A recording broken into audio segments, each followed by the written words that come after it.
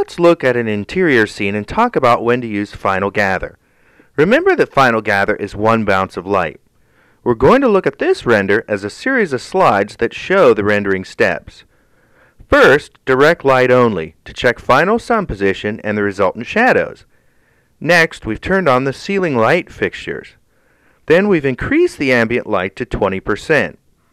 Now we've turned on Final Gather, and this bounces the light from our sun and fixtures from floor to ceiling. We've added a type of light called atmosphere. This is a sky dome type of light that mimics scattered light coming from the sky. This slide is without atmosphere, and this slide is with atmosphere.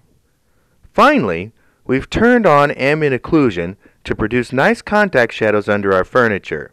Let's look at these slides and the difference it makes without ambient occlusion, and finally this slide with ambient occlusion. We've shown this render in steps, but FormZ renders the image in one pass. Each global illumination feature does its part in the final image. This allows for very rapid renders. Let's take a look now at Radiosity. First, an image with Final Gather only. Now we'll generate Radiosity and add this extra bouncing light to our render. This can be a very subtle effect, but it's very important for increased realism. Here's a slide with Radiosity added, and here's a slide with Final Gather only, again with Radiosity added. Next, we want to share with you a quick but effective technique for rendering architectural glass. This is the Educatorium at Utrecht by Rem Koolhaas. First, I want to move some palettes around so I can see my image. I do want to keep my Surface Styles palette out. Let's get rid of these Lights and Objects palettes. First, we'll render the image. You can see that we've left this elevation unfinished. We're going to load in the same image we've used for the sky background and place it on the glass. We load the image into our surface style. Surface styles are the materials we assign to our objects and determine how they look when rendered.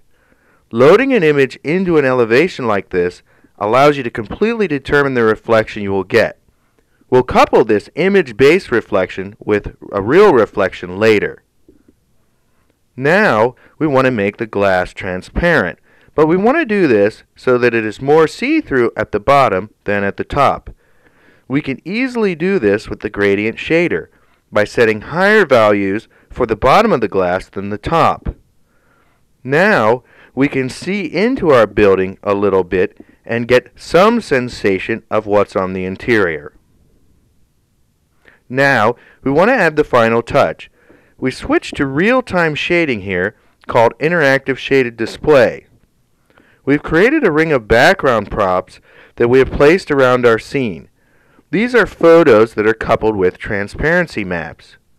Now, when we go back and render the image, we can see that these trees are reflected in our glass. The tree backgrounds also serve to fill in the corners of our image.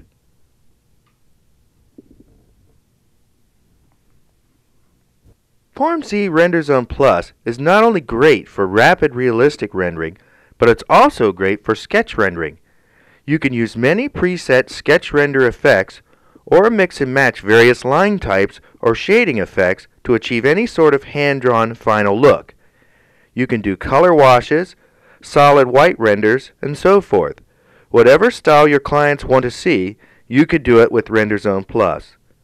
In addition to everything else we've covered, you can use FormZ to create vector-based hidden line renderings that you can copy to your drafting layouts or easily export to any vector-based application.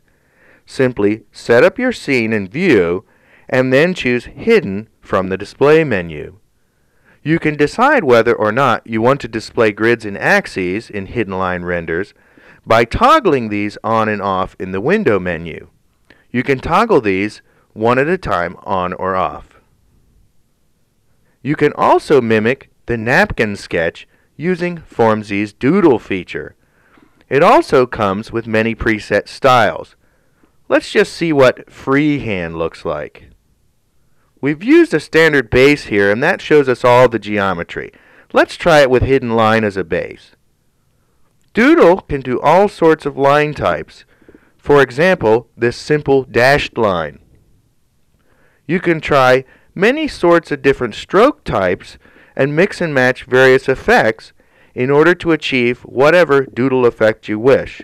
Here's a preset swept, and here's a preset for an unsteady hand.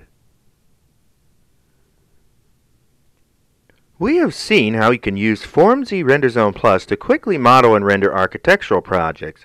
Here are some other examples of projects completely modeled and rendered in-house with FormZ.